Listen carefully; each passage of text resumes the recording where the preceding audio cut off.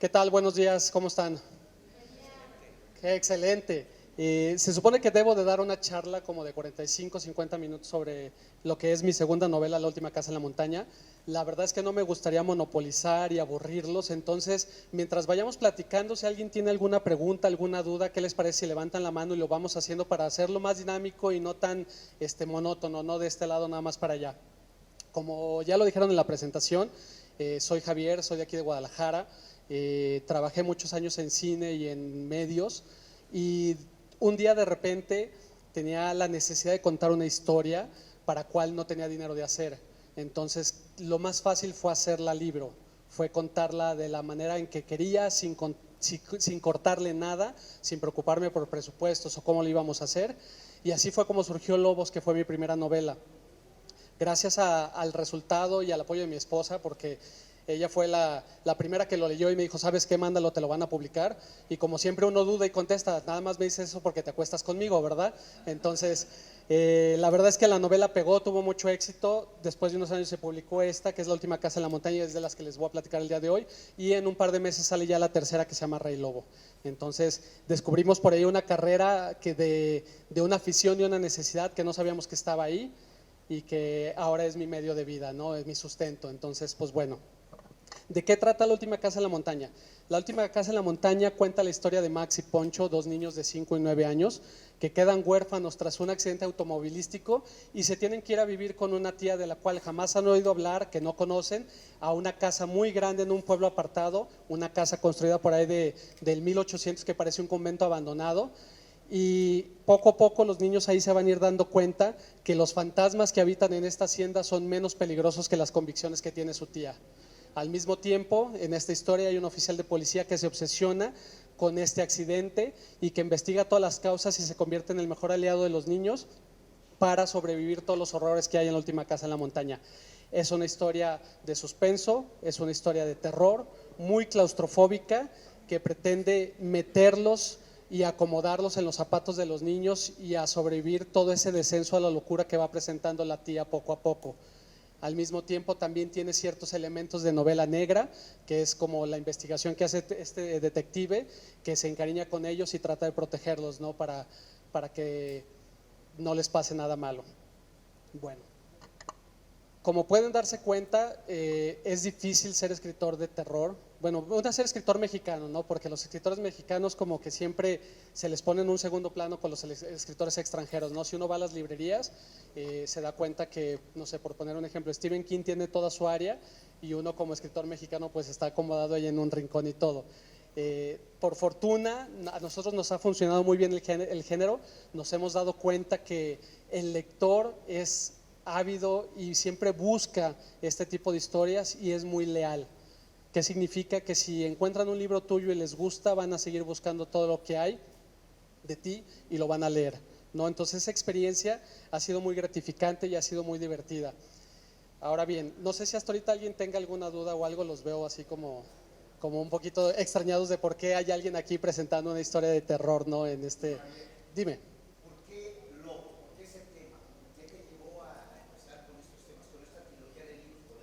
Claro. Bueno, mira, ¿por qué Lobos? En el momento en que decidí sentarme a escribir Lobos, era un momento en el que la saga Crepúsculo tenía mucho auge, no sé si lo ubican, que era una saga que presentó una nueva versión o una nueva mitología de hombres lobo y vampiros, en las cuales los vampiros podían estar a la luz del sol y si les daba el sol directamente brillaban, ¿no? Y eran unos seres más románticos. El hombre lobo no era un hombre lobo bípedo, era cuadrúpedo, tenía otras características. Y para mí era muy triste saber que la imagen del hombre lobo había sido denigrada, ¿no? Y había sido diluida, y que con el paso del tiempo, que era una criatura que había estado a la altura del monstruo de Frankenstein, de los vampiros, el monstruo de la laguna negra, que se hubiera hecho como un lacayo y que dependiera simplemente de otros monstruos para aparecer en sus historias. ¿Qué quería yo hacer? Quería retomar la imagen clásica. No me interesaba nada la maldición de la persona que es mordida y que empieza a sufrir cambios y poco a poco tiene que adaptarse a eso y se convierte en una fiera las noches de luna llena. Para mí era más importante tener dos cosas que luego no pasan en las historias de terror. Una, tener un grupo de amigos en las cuales todos pudieran ser el protagonista y no supieras quién es el principal desde el principio, sino a todos tratarlos igual, para que en el momento en el que empezaran a morir te doliera realmente que alguno de ellos se fuera, porque si sabes quién es el principal, sabes que sobrevive y no tiene peso. Y la otra y más importante era cómo se desenvuelven los mejores amigos en situaciones de vida o muerte, ¿no? Qué es lo que les llama a reaccionar de una manera, si se ayudan, si trabajan en equipo o si cada quien ve por sus propios intereses. Entonces eso fue la premisa de esa primera novela, crear una historia con mucho suspenso, mucha acción, y que fuera de esos libros que no puedes dejar de leer, que quisieras saber siempre qué es lo que sigue, ¿no? ¿Qué pasa después? Entonces, escribir un libro impone. ¿Qué fue lo que tratamos de aterrizar? Pues bueno, historias cortas no hay ningún problema, son 15, 20 páginas. Vamos haciendo capítulos de esa manera y al final aventar un gancho, un pequeño anzuelo que te obligara a leer el siguiente. Y así fue como surgió la idea del primer libro. No, de que para este segundo libro siempre cargo una libreta en la cual anoto las ideas que se me van ocurriendo en todo momento, ya sea en cualquier lugar que vas, nunca sabes si una frase, algo que lees, algo que alguien dice te puede despertar o te puede plantar una semilla. Para mí en este caso de repente fue, ¿qué pasaría si tuviéramos una villana, una señora que fuera extremadamente creyente, pero que utilizara la religión a su conveniencia? Que en el momento en el que el Papa sufre en el atentado de 1984 pensara que el mundo se lo está llevando el carajo y se empezara a volver loca. Ahora, si a ese personaje la involucras con niños pequeños y haces esa dinámica, la tensión que puedes crear y la angustia que puedes despertar en el lector era algo que me moría de ganas de explotar y de descubrir, ¿no? Entonces, así fue como surge la idea de La Última Casa en la Montaña. Fue algo muy pequeño que poco a poco fue creciendo, y había un escritor muy querido por mí que se llamaba Carlos Bustos, también de aquí de Guadalajara, que un día platicando con él me dijo, oye, tenías un personaje muy interesante en Lobos, que es secundario, me hubiera gustado conocer más de él. Y en ese momento se terminó de completar esto porque dije, es policía, él es el que investiga el caso de los niños, lo conoces más y se entrelaza con Lobos. Al ser un libro independiente, al mismo tiempo pertenece al mismo universo, ¿no? Y te da como una profundidad más bonita en el personaje, ¿no? Entonces, de esa forma es que están entrelazados los dos libros. ¿Sí? ¿Hasta ahorita todo bien? Ok, ¿nadie tiene alguna otra pregunta? Ok, sí.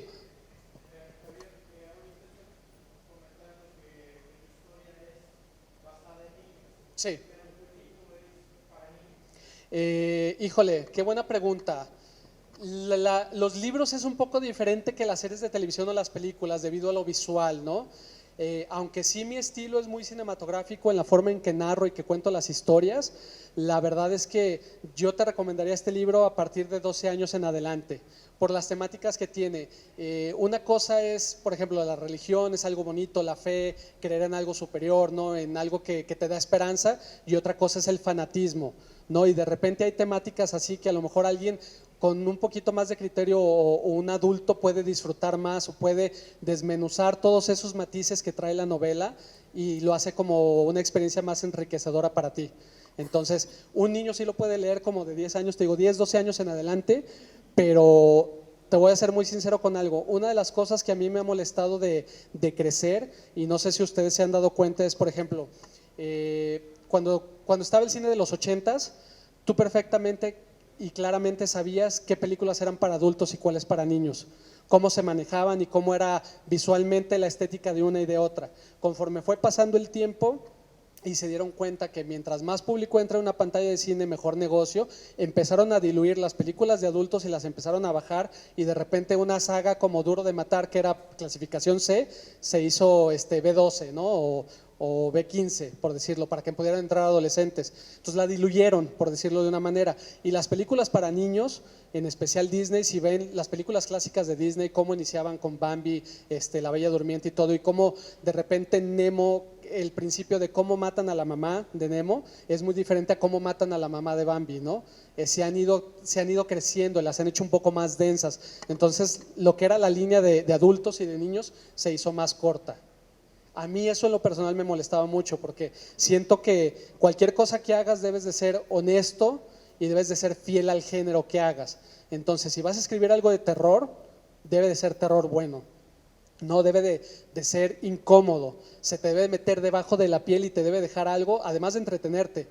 y te debe de asustar o te debe de incomodar. Entonces, esta novela empieza con unos niños que quedan huérfanos y uno como lector podría pensar que lo peor que te puede pasar es quedarte sin tus padres, pero para los niños lo peor que les pudo pasar fue haber sobrevivido y haber caído con la tía.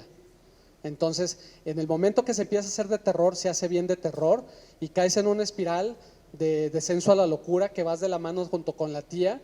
Y si logro hacer bien mi trabajo, ya te encariñaste con los niños y en lugar de ser un lector, eres un espectador que va de la mano con ellos, no, que vas recorriendo la historia junto con ellos, y eso es como el objetivo principal que tengo, de envolverte sentimentalmente para que te afecte la historia.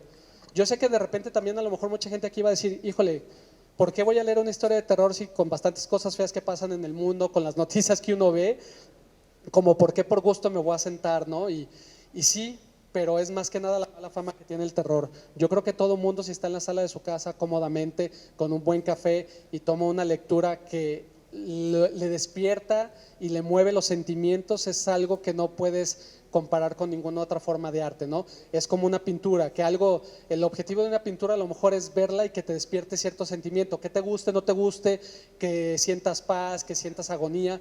Entonces, siempre el arte debe de despertar algo, no siempre te debe de mover los sentimientos. Si no lo logra, no sirve de nada. Entonces, por ahí va eso de que si es de un género, te tienes que mantener fiel a él y tienes que ser consciente de que el lector te está leyendo por eso, ¿no? Para obtener eso. ¿Sí? Ok. ¿Alguna otra pregunta por el momento? ¿No? Okay.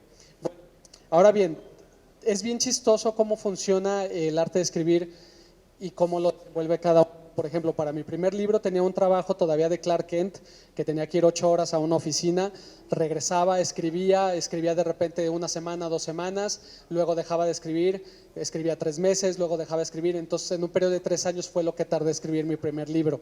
Para el segundo libro tuve ya la oportunidad de sentarme a escribir las horas que yo quisiera durante el día.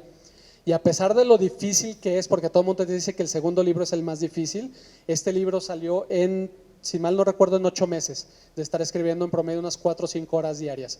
¿Se puede escribir más? Sí, pero la calidad disminuye. Entonces yo me he dado cuenta, por ejemplo, con mi estilo, que 5 horas al día, 6 horas al día es un buen promedio para escribir. ¿Qué es lo que pasa? No sé si ustedes saben también con el proceso de escribir, que uno entrega el libro y no es que salga en un mes publicado o sale a los 2 meses. Las editoriales grandes, que por fortuna yo tengo la suerte de que me publica Penguin Random House bajo el sello Montena, van adelantadas un año a lo que hacen. Entonces uno termina un libro y por lo menos tarda un año en ver la luz de salir al público, ¿no? De salir con la gente. Y una vez que sale, pues bueno, es la parte más bonita y la etapa más padre y también la más nerviosa, porque es donde ya cobra vida propia y donde ya te sometes a juicio, escrutinio y a que todo el mundo lo vea bajo la lupa y te diga si eres buen escritor, si eres mal escritor, si sirves, si no sirves y por qué, ¿no? Entonces, el contacto que platicábamos hace rato con Claudia de las redes sociales es muy importante, porque puede estar uno en su casa tranquilamente a las 12 de la noche viendo una película de terror y de repente empieza a sonar el celular como loco de todos los mensajes que te están llegando de alguien que te dice, oye, no manches, acabo de terminar de leer tu libro, te odio, no puedo creer que le hayas hecho a los personajes esto, pero me encantó, te agradezco, me hiciste llorar, me hiciste aventarlo. Entonces esa parte es muy, muy gratificante. El contacto con el público es muy especial y creo que es algo que se beneficia en nuestra época por las redes, ¿no? Porque antes como que el escritor siempre se tenía como apartado y en un pedestal y era alguien como muy erudito, siempre con el whisky en la mano, ¿no? O alguna bebida alcohólica y todo desordenado y todo, y pues bueno, como se puede dar cuenta soy bastante normal, aunque escribo terror, no tengo esa imagen pues de asesino serial, ¿no? Porque sí es bien diferente, la verdad, cuando leen mis libros a cuando me conocen en persona cómo es, pero bueno, hay que acordarnos que siempre es la cuestión de contar una historia de ficción y de manipularles los sentimientos, por decirlo de alguna manera, ¿no? Okay. ¿Alguien todavía no? Bueno, va, ok, estás a punto de preguntar algo, hazlo.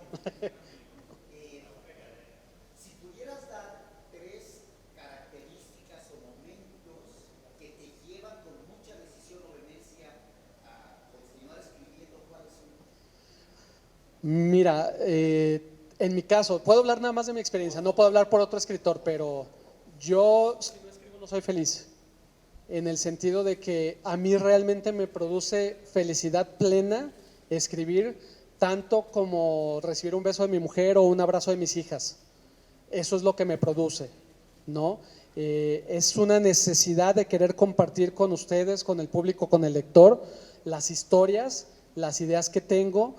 Y otro momento que lo dices es que es muy importante para mí, que siempre escribo como fan, escribo para mí, escribo de cosas que me gustaría. Hay un documental muy padre en Netflix sobre los monitos Funko, ¿sí los ubican? Los monitos cabezones que sacan ahorita que todos los niños quieren, o niños de mi edad de 40 años que también coleccionan. Que el cuate, cuando empezó con la línea de Funkos, decía en Estados Unidos: si yo consigo que 10,000 personas en Estados Unidos les guste lo que a mí me gusta, estoy del otro lado y voy a poder vivir de esto. ¿Qué pasó con esa empresa que se hizo multinacional? Y yo creo que es una de las, a lo mejor 10 empresas más fuertes a nivel mundial ahorita por todo lo que producen y venden. Entonces, esa parte para mí de escribir para fan, de escribir libros que no hay en el mercado, que a mí me gustaría leer, ese es como el segundo punto muy importante, que para mí me despierta y me lleva a escribir y me lleva a levantarme todos los días y decir: tengo esta idea, la voy a desarrollar y la quiero compartir con la gente. Y 3, la interacción de las cosas que de repente puedes imaginar y que se van haciendo realidad. Por ejemplo, cuando se mandó el libro a revisión a comité editorial, que también es un proceso largo, si no lo conocen, es un proceso que en promedio lleva de 3 a 5 años para que te publiquen tu primera novela. Yo tuve mucha suerte, decía un amigo, que yo me saqué la lotería, porque en mi caso fueron 8 meses con mi primera novela. Y el hecho de estar pensando, que me decía mi mujer: te van a publicar, ¿estás contento? Y yo: no, hasta que tenga el libro en la mano. Me llegaba el libro y me decía: ahora sí estás contento. Y le digo: no, hasta que lo vea en una tienda, en un anaquel, o hasta que lo vea en display con los de Gonville. Y me tocaba y me dice: ¿ya estás contento? Y yo: no, hasta que me toque una presentación en la FIL. Me toca una presentación y: ¿ya estás contento? No, hasta que un día alguien desconocido en la FIL me pare y me diga: ¿sabes qué? Traigo tu novela, me gustó, me la puedes firmar. Y todas esas cosas y detalles y tonterías que me he imaginado y por las cuales me han impedido como disfrutar hasta cierto punto ese tipo de cosas, me han ido pasando. Entonces es una situación bien rara, en el cual, si crees en tu trabajo, sabes que va a haber más gente que va a creer en él, porque eres honesto en lo que estás transmitiendo, en lo que estás escribiendo. Y si te lo imaginas que puede llegar un puntito más allá, un paso más allá de lo que debería de alcanzar, alcanza a llegar. ¿Por qué? No sé, es bien raro. No es que sea ley de la atracción y todas esas cosas, yo en lo personal no creo en eso, pero sí creo en el trabajo honesto. Y no me refiero simplemente a honesto de cumplir con las normas y todo, sino siendo honesto tú con lo que haces y que sabes que lo entregas todo y que no puede quedar mejor. Como dicen, la última parte de un libro es tomar esa fuerte decisión en que sabes que ya no lo puedes dejar mejor y lo tienes que liberar y entregar, ¿no? Entonces, esas 3 etapas, que bueno, nunca me habían preguntado eso, digo, está muy chido, creo que son las más importantes y son las que más se disfrutan. Entonces, te podría decir que se oye raro, pero el fan número 1 de los libros soy yo, porque yo los disfruto escribiendo. Mi proceso es muy extraño. Yo estoy encerrado en un sótano con cadenas, sin luz, para escribir. No, no es cierto. Sí, no, se quedaron todos muy serios. Dije, como que no están captando que es chiste. No, tengo una biblioteca, un espacio a lo mejor de 4x4, y me siento a escribir, me pongo música. La música es muy importante para mí. Siempre tengo soundtrack en el libro, siempre menciono canciones que me gusta que la gente, cuando está leyendo y sale una canción, me gustaría que pare, ponga la canción y no que escuche la letra, sino que la melodía, ¿qué les hace sentir? Si les provoca alegría, si les provoca suspenso, si les provoca nerviosismo o nostalgia, porque es parte importante de lo que a continuación viene en el libro, ¿no? Entonces me siento, pongo música, cierro la puerta para que los 2 demonios que viven en mi casa, que son mis hijas, no entren, y de repente es como si apagaran todas las luces, me quedaran oscuras, el monitor se fuera al fondo, se expandiera y se hiciera una pantalla de cine, y ahí empiezo a ver todo lo que estoy escribiendo. Entonces, ¿qué tengo que hacer? Apresurarme a transcribir todo lo que veo, con faltas de ortografía, sin puntos, de gramática, para no perder el hilo de lo que está.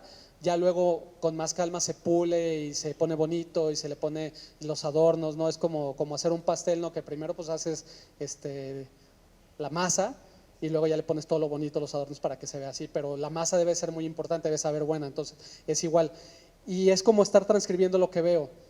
y ese es mi proceso creativo. Es muy extraño, es muy gratificante porque yo disfruto mucho eso. Desde chico disfruto mucho del cine. Tuve la fortuna de trabajar con Guillermo del Toro en El Espinazo del Diablo como asistente de dirección, entonces siempre ha estado conmigo ahí. Y si una cosa me molestaba de los libros era, ¿por qué tener un libro a lo mejor de 600 páginas si puedes contar una buena historia en 280 o 300? ¿Para qué meterle 5 páginas de descripción de cómo el niño va andando en bicicleta por toda la colonia cuando en realidad no lleva nada a eso? Entonces mis libros son muy claros, muy precisos y no hay nada de paja. ¿Por qué? Porque valoro mucho el tiempo de quien se sienta a leerlo, ¿no? Si ya una persona decide tomar su dinero, que le cuesta trabajo ganarlo, gastarlo en un libro tuyo y luego aparte los vas a aburrir, como que no es buen negocio, ¿no? Entonces lo menos que puedes hacer es entretenerlos, es entregarles una historia que les estás prometiendo, como les decía, si es una historia de suspenso, si es una historia claustrofóbica, si es una historia de terror, si es una historia de descenso a la locura, entregarte eso, ¿no? Entregarte personajes con los que te encariñes y que si les pasa algo te preocupes y digas, híjole, qué mendigo es este autor, porque todo lo que me dijo me lo prometió y me lo cumplió. Entonces va por ahí el proceso creativo y pues es muy padre luego ya terminarlo. Y el juez más difícil y más estresante que me pone es mi mujer, porque ella siempre es la primera que lee todos mis libros, entonces ya saben que está ella leyendo y agarra uno el celular y lo pone así como de espaldas para estarla viendo y estar viendo las caras que hace y ver qué página está y ver si entiende el chiste y ver si se enoja y todo. Entonces de repente si ves que ella llora por algo y tiene que llorar en ese momento, pues que estás del otro lado, ¿no? Entonces vas bien en ese proceso creativo. ¿Alguna otra pregunta? ¿Por acá? ¿No? Bueno, ok. Ahora bien,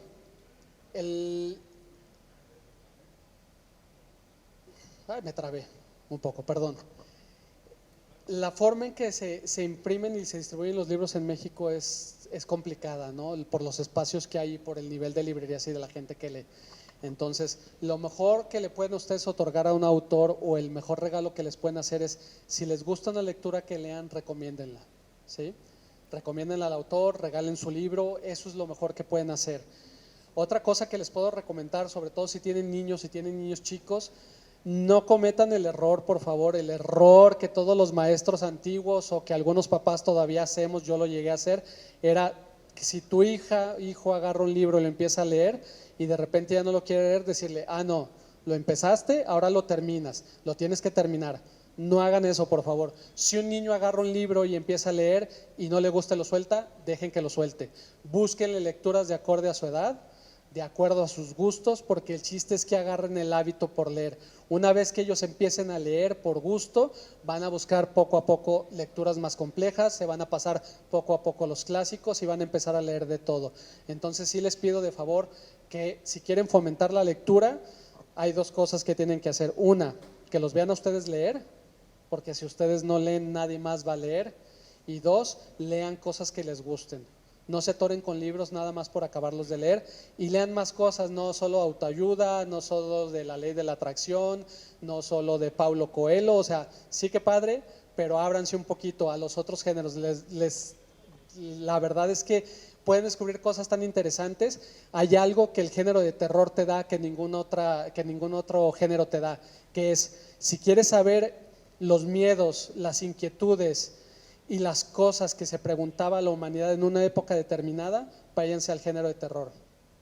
Es bien curioso cómo las analogías, cómo las metáforas, cómo todas las cosas que se presentan dentro de esta área están presentes de todo lo que pasaba en una época. Por ejemplo, si nos vamos en el caso del monstruo de Frankenstein de Mary Shelley, de cómo empezaba ese avance en la medicina y cómo empezaban a hacer las autopsias con los cadáveres y cómo empezaban a tratar de encontrar una definición de si había un alma y no y por qué, y si había algo más allá, y la otra, si un humano podía jugar a ser Dios y podía darle vida a algo inerte, ¿no? porque no sé si se acuerdan de la historia, o sea, lo que hacía el doctor Frankenstein era tomaba partes de cadáveres y las unió y les dio vida, ¿no? Para crear el monstruo de Frankenstein.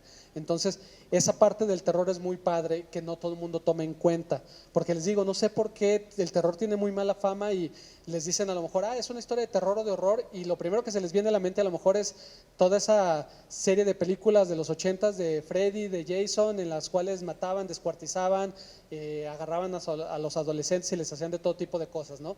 No es nada más eso, eso es simplemente una pequeña rama de un tipo de cine, ¿no? Que se llama gore. Entonces, sálganse de ahí.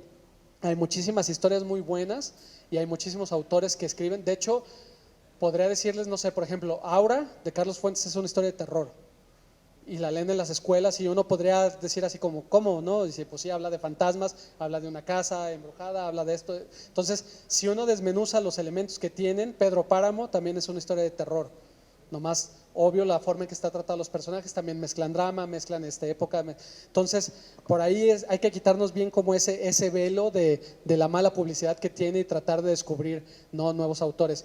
Hay autores como Stephen King que tiene libros muy buenos y libros muy malos, pero bueno, el chiste es que poco a poco vayan descubriendo y se vayan dando chance de descubrir un género que, créanme o no, les va a dar muchos mejores momentos que algunos otros libros más famosos que de repente cobran popularidad y se hacen, no sé, como 50 sombras de Grey, ¿no? Por nombrar un ejemplo, que los termina uno de leer y no les dejan nada en realidad, ¿no?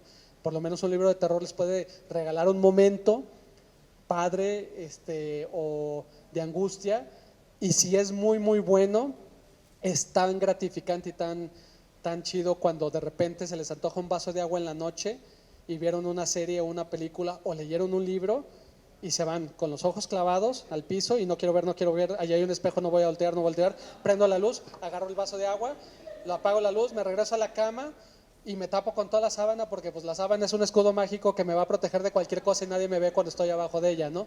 Entonces, eso cuando una historia de terror nos hace eso es que realmente funcionó, ¿no? Y yo sé que dice uno, pues ¿para qué angustiarme? Pues no, es nada más sentir esa pequeña adrenalina que te proporciona ese momento y ese no querer voltear al espejo y decir María Sangrienta o acordarse de ello en ese punto, ¿no? Hay autores muy buenos que les recomiendo que descubran, como Jaime Alfonso Sandoval, que también es mexicano, Toño Malpica, Sergio Quimor, que es de aquí de Guadalajara también, Carlos Bustos. Entonces, dense la oportunidad de conocer un poquito de ellos, de leer sus obras, y la verdad es que se van a sorprender. Jaime Alfonso Sandoval, por ejemplo, tiene una saga que se llama Mundo Umbrío, que entre autores y conocedores de la literatura rumoramos y decimos que es como el mejor libro de vampiros escrito después de Drácula de Bram Stoker, ¿no?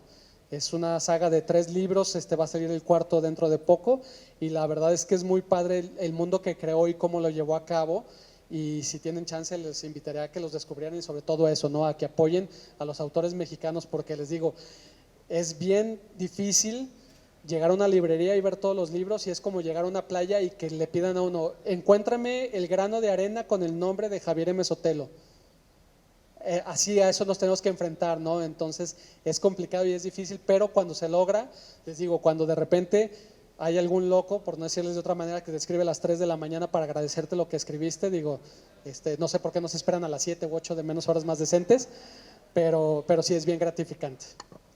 ¿Alguien tiene hasta ahorita alguna otra pregunta sobre el proceso de escribir, de cómo es o alguna otra cosa? Adelante.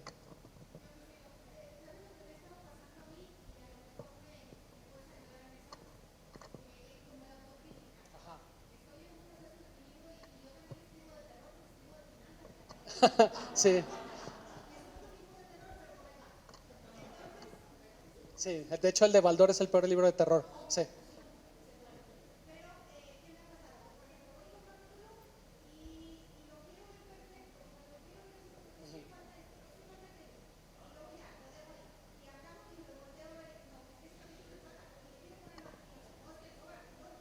Claro.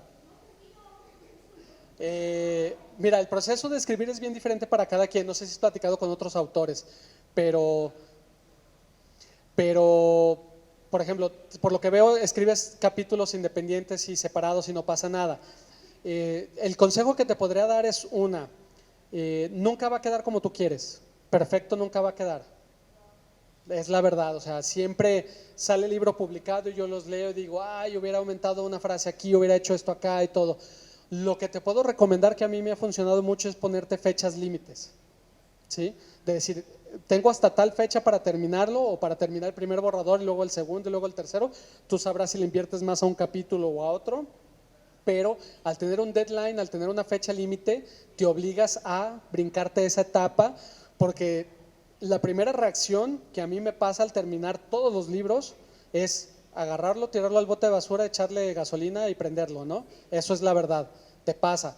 Déjalo descansar, déjalo unos 2, 3 meses descansar y luego vuelves a él y ya es cuando empiezas en la etapa como de, ay, pues sí tiene sus detalles, pero no está tan feo, está medio bonito, ¿no? Es como cuando tienes un hijo que lo ves hermoso al principio y luego ves las fotos y dices, Dios mío, ¿cómo le decía a todo el mundo? Ay, mi hija está hermosa, ¿no? Y parecía Gremlin. Entonces, pues bueno, entonces vas brincándote esas etapas y la verdad es que sí tienes que ser muy consciente en que no, nunca va a ser perfecto, pero déjalo lo mejor que puedas con el tiempo que tengas.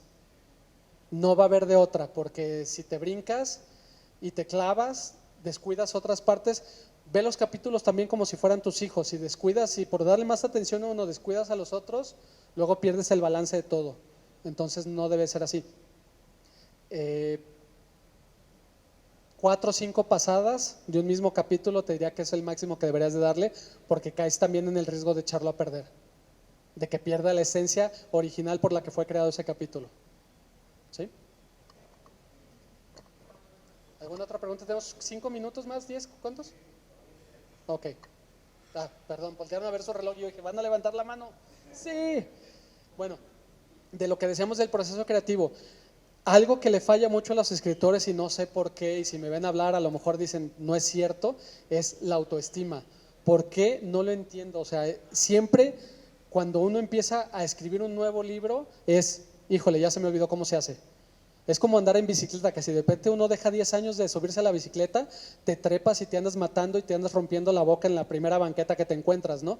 Pero conforme va pasando y vas retomando, es como hacer ejercicio. Siempre me preguntan mucho también sobre la inspiración, ¿no? De qué tanto es inspiración y qué tanto es la metodología de ponerte a escribir. Y hago siempre la analogía con algún deporte, con entrenar. Si tú te obligas a escribir X número de horas diarias, significa que en el momento que tengas inspiración vas a aprovechar mejor esos momentos y los vas a llevar más lejos de lo que podrías llevarlos si no estás acostumbrado a hacerlo.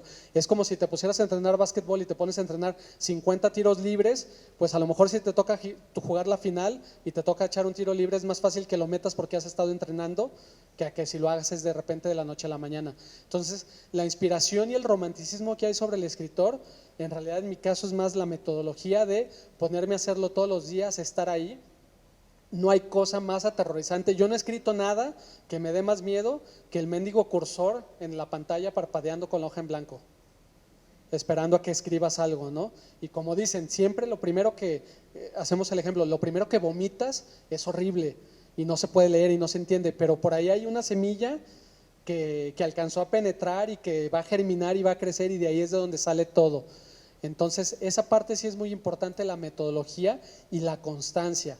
Hay días que vas a escribir media frase, hay días que escribes 3 páginas, hay días que te aventas 20 y a lo mejor de esas 20 sirven 19 y hay días que aventas 30 y de esas 30 quemas 40.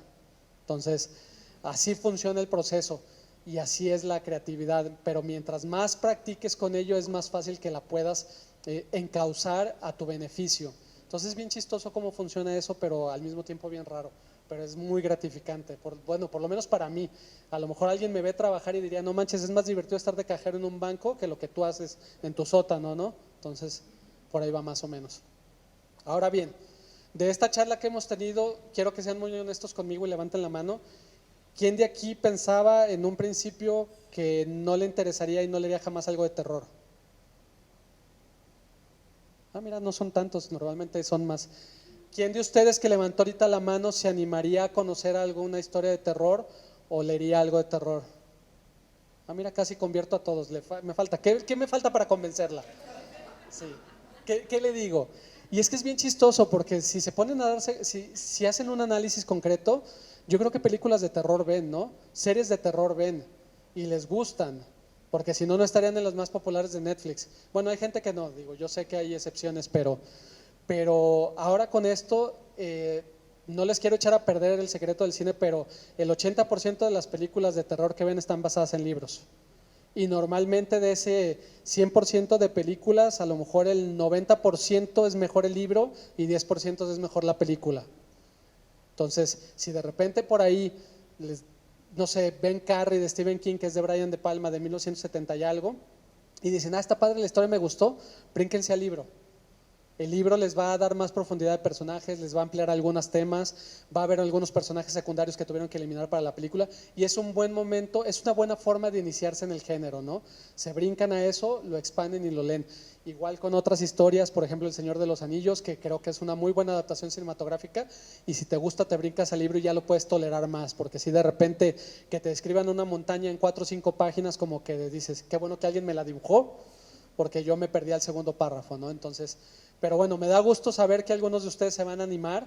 No espero que sea hoy ni mañana, pero sí me gustaría, si llegan a leer un libro de terror y les gusta, por ahí mándenme un mensaje en mis redes sociales y digan, oigan, eres un ingrato, me acabas de despertar un amor por un género que no conocía. Y si les gusta un autor, descubran más libros de ellos, porque es bien padre de repente encontrarse joyas de autores, en especial de mexicanos, que no sabían que existían porque ni siquiera uno los voltea a ver, no sé por qué voltea uno con desdén. No sé cómo vamos de tiempo. ¿Ok? ¿Alguna otra pregunta? Aprovechen, es muy raro tener un autor enfrente que le puedan preguntar cualquier tarugada, contesto de todo, hasta recetas de cocina si gustan, pero no. Acá. Ajá.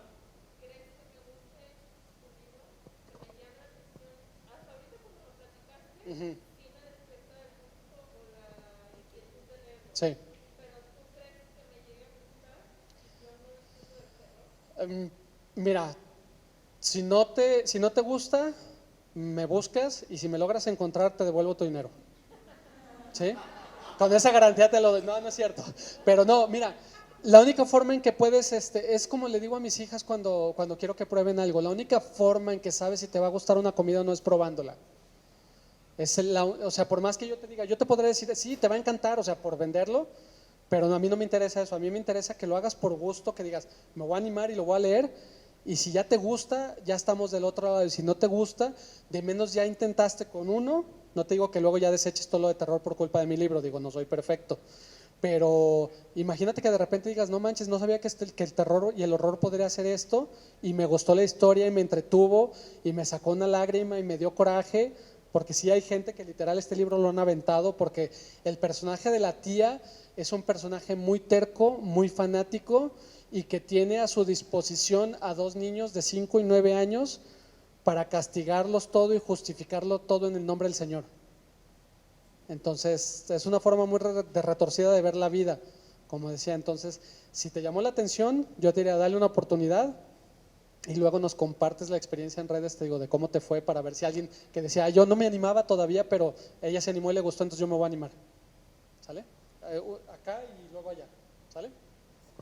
Bueno, con oírte yo ya estoy convencida de comprarlo, Gracias. de leerlo, y por tu ideología, o sea, me baso en eso.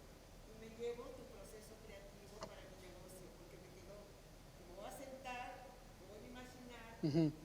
todo lo que voy a hacer, lo voy a escribir, lo voy a hacer y lo voy a corregir. Me llevo eso de ti. Claro, qué padre, qué padre. Miren, ya ven, ya puede inspirar a alguien con algo que es más de lo que podría uno aspirar, ¿no? Con estas cosas. Te lo agradezco mucho, te deseo mucho éxito. Ojalá te vaya muy bien y es lo bonito de todo este tipo de charlas y de etapas, ¿no?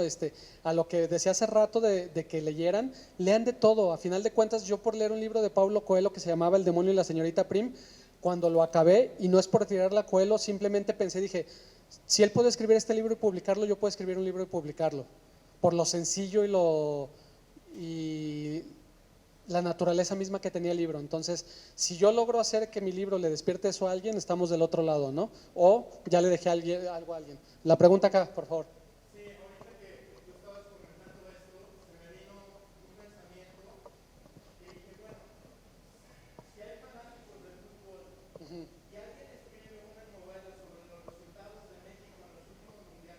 Sí,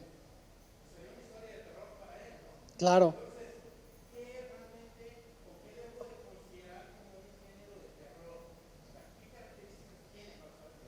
Ahí te va, es como tratar de definir el amor, alguien te puede decir, es un sentimiento universal, pero para ti significa una cosa y para mí otra. Pero hay cosas muy arraigadas en el ADN del ser humano que traes de toda tu descendencia, que es como algo primario y algo visceral que te despierta ciertos sentimientos. Por ejemplo, tú sabes que el fuego quema, ¿no? Y es algo que a lo mejor aprendiste a la mala, o es algo que tú solito de acercar un día la mano a la estufa, notaste que estaba caliente y no la pegas. Cuando tienes esa oscuridad profunda que te empieza a envolver y que sientes que se achica a tus lados el techo y los costados, no sé si te ha pasado alguna vez que estás tan oscuro en algún lugar, que aunque sea un lugar abierto, que sientes que te empieza como a envolver y a encoger. Si no lo has vivido, si no lo has experimentado, no has vivido, entonces te falta ir más de campamento, ir a lugares más así. Pero, o el ejemplo que ponía hace rato de querer bajar por un vaso de agua, o no sé si viste, por ejemplo, la película del Conjuro, la primera, cuando está jugando la señora con sus hijos. Ella jugaba con sus hijos a escondidas y jugaba que aplaudía, y aplaudía 2 veces y le contestaban los hijos, y en la noche un día va y los acuesta y le empiezan a aplaudir como le hacen sus hijos, y entonces empieza a seguir los aplausos, y de repente se para en la entrada del sótano, en las típicas casas de Estados Unidos, y sabes o sientes por el ritmo de la película que se va a abrir el plano y que va a haber algo, pero jamás te imaginas que van a salir las manos atrás de ella y le van a aplaudir en el oído, y eso te provoca miedo. Y no es que te provoca brincar en ese momento, y el problema es que ese brinco lo vas a traer durante varios días y te va a provocar que, lo que decía, que si bajas por un vaso de agua, o si estás en un lugar donde de repente no hay nadie, te dé cierta angustia. A mí me han escrito, por mi primera novela sucede en un pueblo que se llama El Real, que es un pueblo ficticio, que es como mágico, que es como decir Tapalpa, o cualquier, en realidad es la descripción de cualquier pueblo de México. Y sí me ha escrito gente que me ha dicho, oye, no manches, estaba en tal pueblo y me tocó neblina y te lo juro que escuchaba aullar lobos entre la niebla, por tu libro. Entonces ese tipo de detalles es lo que le despertó a esa persona. A lo mejor a ti te provoca otra cosa, pero hay ciertos sentimientos que sí son universales, que todos compartimos, que a lo mejor si vas caminando y de repente, no sé, si vas caminando en la noche y ves un grupo de 15 personas juntas que viene hacia ti, te va a provocar algo. No sé qué, a lo mejor te tiemblan las piernas, a lo mejor yo siento un nudo en el estómago, pero es eso, es el miedo. Nomás si la forma de manifestarlo es un poquito diferente en cada quien. No sé si eché mucho rollo o me expliqué, pero va más o menos por ahí, ¿no? Entonces, ¿qué tocan temas los libros de terror? Toman mucho, sobre todo, tabús de la sociedad, de cosas que no se hablan normalmente, o por ejemplo en el caso de este libro, que si tomas algo tan chido y tan bonito como es la religión, cualquiera que sea, te digo, el creer en alguien superior, y que tú lo utilices para hacer mal a alguien, cuando si tomas todos los libros de religión y todos se resumen en amor y en tratar bien al prójimo y en respetar a la otra persona, y que tú dices que tengas un niño que de 5 años y que se está haciendo pipí y se agarra la entrepierna y que la tía piense que se está tocando por motivos de placer, ¿estás de acuerdo que está medio macabro y está medio canijo, no? Entonces la dinámica de ellos, los niños no pueden dejar de ser niños, y la tía pues ya es vieja y tiene sus convicciones muy marcadas. Sí. Exactamente, exactamente. Ahí está la respuesta adecuada. Tenemos 2 preguntas, si quieres primero acá y nos brincamos para allá. Bueno, como quieran. Adelante, por favor.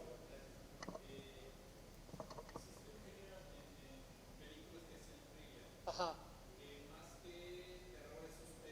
Sí.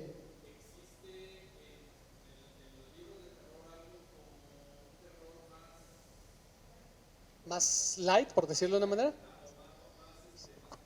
Sí, ahí te va. En realidad, no recuerdo bien ahorita, tengo mucho tiempo que no desempolvo eso, pero los géneros originales era terror, horror, policíaco, western, que era de películas de vaqueros, y había otros 2. Esos eran todos los géneros que existen y por ley son los que hay. Suspenso es algo que tiene todo. Cualquier película que veas, cualquier serie, cualquier libro tiene suspenso, de una u otra manera. Suspenso como lo hacía Hitchcock, que decía, es más estresante ver una bomba que está contando hacia atrás y que no truene, que verla explotar. Te crea más suspenso el hecho de que estén haciendo cortes, no sé, si ponen una bomba en una cafetería y ves que entra una pareja y luego que entra una señora con la carriola y su bebé y están cortando la bomba y todo, es más estresante todo ese proceso a que si nomás ves la escena de la cafetería con gente y explote. Entonces, suspenso en realidad tiene todo. En mi caso te puedo decir que mi libro está lleno de pequeños momentos de suspenso. ¿Por qué? Porque es la forma en que puedes estresar al lector. ¿En qué sentido? Los niños tienen, por ejemplo, la consigna de que pueden estar en toda la casa, es una hacienda muy vieja, ya sabes, con el patio al centro, los arcos, las habitaciones a los lados, un jardín muy grande con lago y la primera regla que les pone la tía es pueden estar por toda la casa, excepto visitar mi habitación. A unos niños de 5 y 9 años. Entonces, ¿qué es lo primero que hacen cuando la tía se va un día, todo el día afuera a hacer pendientes? Van e intentan abrir la habitación de la tía. ¿Qué es lo que pasa cuando tú escuchas que la reja de la puerta de la entrada se abre y que viene la tía llegando en la camioneta y que los niños siguen en su cuarto y que tienen que cerrar la puerta y que se les caen las llaves y se les cae por dentro y tienen que volver a abrir y entrar y que la tía va llegando y se va estacionando y que bajan por las escaleras y el niño chico se resbala y la llave pega y se mete en una alcantarilla y la tía se baja del coche y el niño mete la mano a la alcantarilla y hay una rata que le quiere morder la mano y no la deja agarrar la llave. Eso es crearte suspenso. ¿Por qué? Porque ya te puse el antecedente que si los niños desobedecen las reglas de la tía, algo grave va a pasar. Entonces, todos los libros que leas de cualquier género van a tener suspenso. Hay escritores que lo desarrollan mejor y hay escritores que lo desarrollan peor. Pero por lo que me estás diciendo, yo te recomendaría más que leyeras como novelas policíacas, que va más por ahí de saber quién hizo un asesinato o qué pasó en algún lado, o por ejemplo, La última casa en la montaña es saber si los niños logran sobrevivir a la experiencia de vivir con la tía o no. Entonces, más o menos por ahí. ¿Allá? Sí.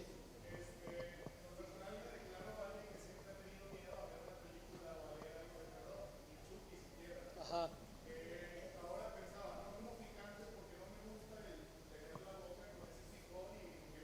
Sí.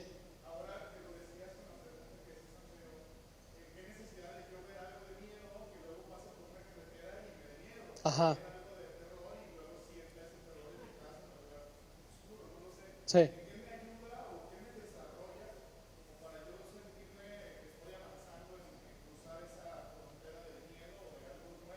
Sí. Mira, primero que nada es muy gratificante hacer cosas que nunca has hecho antes. No sé si ya vieron el nuevo anuncio de Nike, que es de varios niños intentando hacer diferentes deportes y apestan en todos. O sea, el chavo tira a la canasta y no la llega, otro quiere hacer un dolly en patineta y se cae, una niña intenta saltar la cuerda y se cae. Y dice, no son fracasados, son gente que está viviendo e intentando hacer cosas nuevas, entonces atrévete a intentar cosas nuevas, ¿no? Como tú bien mencionas, tú el chile ya lo probaste y ya dijiste, sabes que el sabor, el ardor no es lo mío, no va por ahí, no me gusta. El hecho de la adrenalina que sueltas o los sentimientos que puedes desahogar o romper un paradigma al leer algo de terror, siempre y cuando tú estés en la comodidad de tu casa, en tu sillón favorito o en tu sala con una taza de café o acompañado de alguien, es diferente cómo lo recibe tu cerebro. Lo explicaba Tarantino, Quentin Tarantino, que es un director de cine muy bien, que decía, al 90% de la gente le gusta ver violencia siempre y cuando esté sentado cómodamente en una sala de cine, ¿no? Entonces el contexto lo es todo. No vas a leer, no te vas a ir a Tapalpa, a una cabaña aislada, a leer novelas sobre invasión, que invasión son las típicas que está una pareja o una chava o un chavo en una casa aislada y llega alguien a quererles hacer algo, ¿no? Entonces, si lees eso te empiezas a sugestionar y si se empiezas a sugestionar, o sea, no la pasas bien. El chiste es que la pases bien. ¿Sí me explico? Entonces, la única forma en que vas a saber si puedes o no hacerlo es intentándolo una vez o dos. Sí, como dices, no sé cuántas veces probaste el chile, por ponerte un ejemplo, ¿no?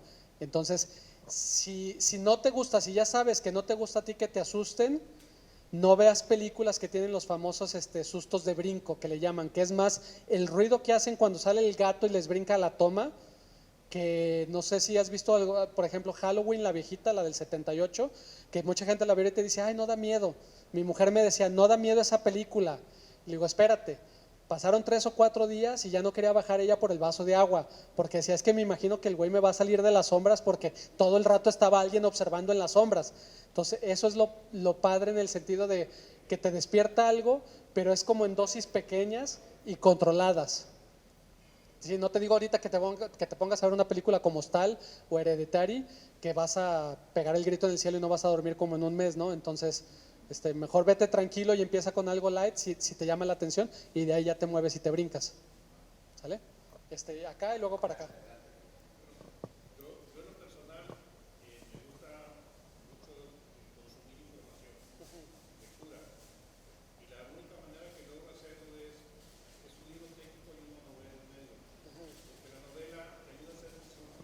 Sí,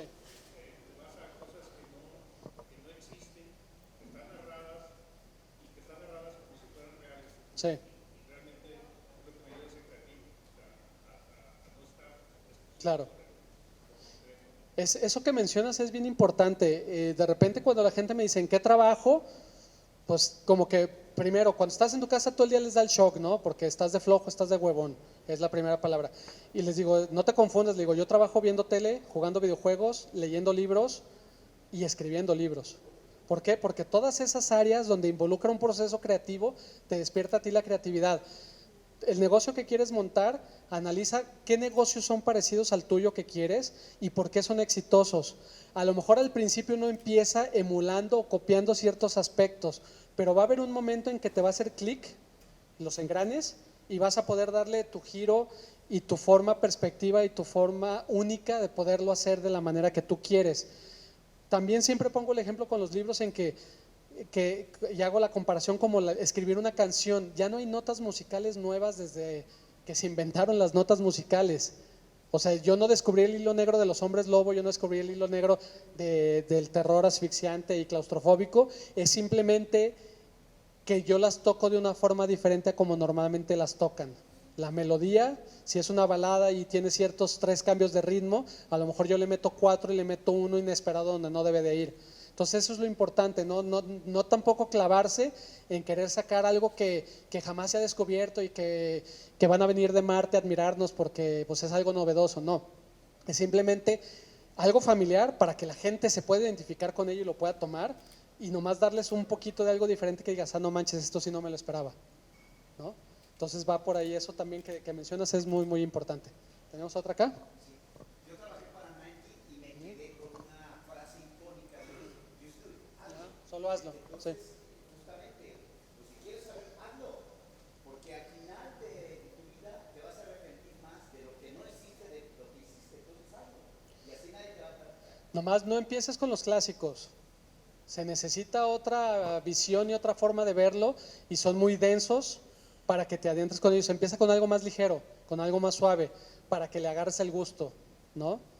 O sea, y es como todo, no sé si aquí les ha pasado que de repente han leído un libro o han visto una película y dijeron, esto no es lo mío, no me gustó, y por azares del destino pasan varios años y se topa uno con esa película en la tele, o de repente le vuelve a llegar el libro a las manos y lo lee y lo disfruta no mucho, y es también de acuerdo al momento en que estás en tu vida, ¿no? Eso influye mucho.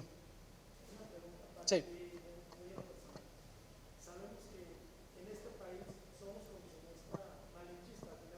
Claro.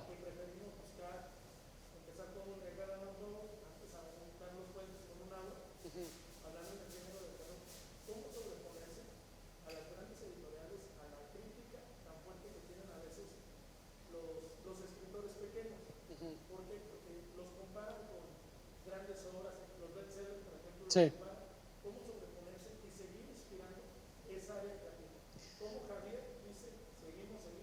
Pues mira, picando piedra, haciendo este tipo de charlas, conviviendo con la gente que te lee, siendo amable, humilde, porque digo, al final del día te digo, yo sigo sin creer que la gente gaste su dinero en cosas que yo inventé.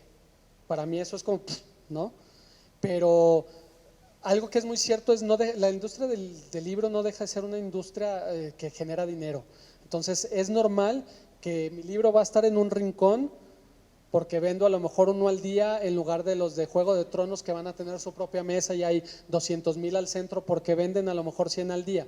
Yo lo entiendo, pero lo que ayuda mucho y por lo que yo tengo carrera es la recomendación de boca en boca. A mí, por ejemplo, los youtubers o la gente que hace reseñas de video o reseñas en blogs es la que me ha ayudado a darme a conocer. ¿Por qué? Porque la comunidad es muy unida entre ellos. Entonces, si supongamos, si esto fuera un club de lectura, ¿no? Y de repente alguien se topa con mi libro y le gusta, a lo mejor para el siguiente mes va a proponer que se lea para que todos lo lean. Entonces eso es lo que ayuda un poquito a contrarrestar esa maquinaria de publicidad y de mercadotecnia que traen ciertos autores o que traen ciertos libros por el nombre que llevan a un autor mexicano. Lo que te refieres a si ser malinchista o no, cómo cambia, eso ya es de cada quien. O sea, que a lo mejor tú digas, ok, voy a comprar un libro de John Katzenbach porque me gustó el psicoanalista y salió Hack el psicoanalista y quiero leer la secuela, pero me voy a dar la oportunidad de leer a un autor mexicano también. Voy a buscar o le voy a preguntar al de Gonville o le voy a preguntar al encargado que esté, que si conoce algún autor mexicano que me pueda recomendar, ¿no? O San Google, la verdad es que si pones autores mexicanos destacados de los últimos años y te viene ahí una lista impresionante de muy buenos escritores que merecemos como a lo mejor esa vitrina para que nos conozcan un poco más. ¿Sí? Entonces va, más o menos por ahí. Muchas gracias. Fuerte el aplauso para agradecer y despedir a Javier M. Sotelo.